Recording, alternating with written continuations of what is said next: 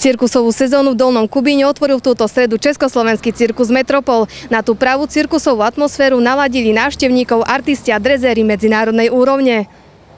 Cirkus Metropol má 300-ročnú tradíciu. Precestoval celé Slovensko i susednú Českú republiku. Do Dolného Kubína přišel s úplně novým představením. My každý rok se snažíme mít jiný program. My jsme tady loni stáli v roku 2013, teda u sportovní haly, u zimního stadionu, pardon, a měli jsme úplně zcela jiný program. Takže ten program vlastně připravujeme a režírujeme tak nějak všichni a hlavně já, protože tak nějak odsouhlasím, co se mně líbí a co se naopak nehodí do toho cirkusu.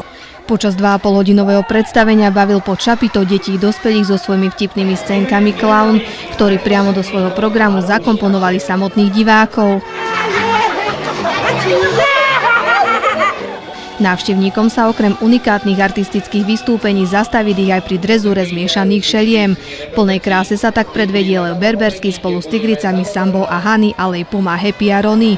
Drezúru šeliem má pod palcom už 27 rokov rodák z Nitry Fero Strnad.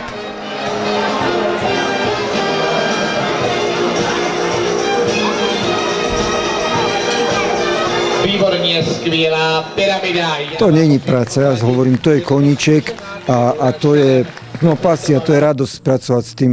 Takže ja ich cvičím len so slovom, nepoužívam žiadne biče, ani nemám. Akú povahu majú teda tieto zvieratá? Všetky zvieratá majú takú povahu, jak sa narodia.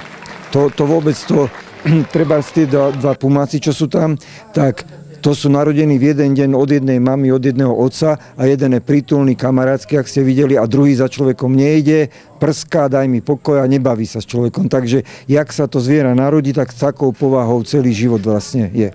Aj táto tigrica, čo sme sa s ňou hrali, ona bola od malička perfektná. No a lev sa narodila, je to Bojko, bojí sa aj myši. On keď vidí myš, tak úplne od strachu ako reve a každý si myslí, aký je zlý a on reve, len dajte mi pokoj.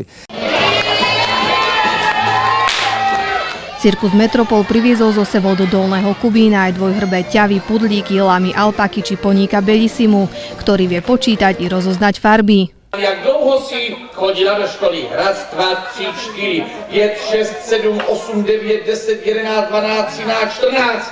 Bellissima, máš ty vôbec rozum? Cirkusanský kočovný život nie je jednoduchý, ako sa na prvý pohľad vôbec dá. A ako priznal sám riaditeľ cirkusu Antonín Šimek, takýto život by aj napriek mnohým ťažkostiam i zdravotným problémom nemenil.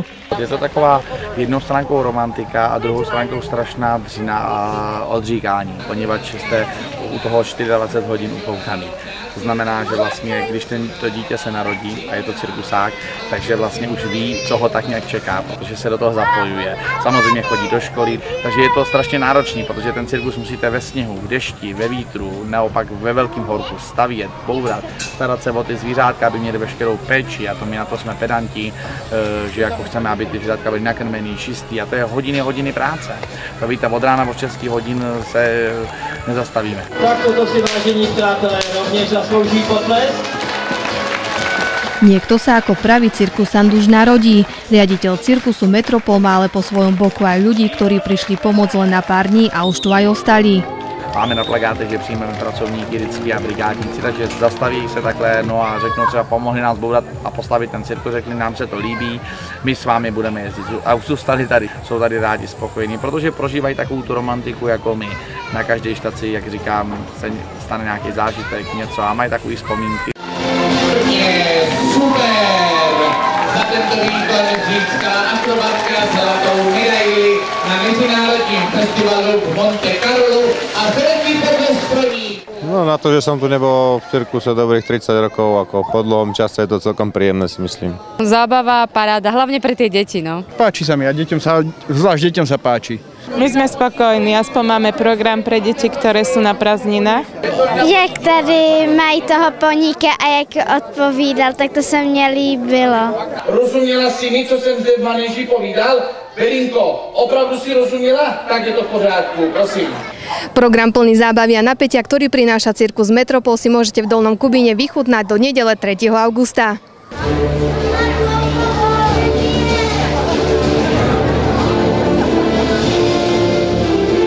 A veľký potlesk pro Janu a Karla Navrátilovi. Nasledanou, dovidenia! Byli ste fantastické publikum.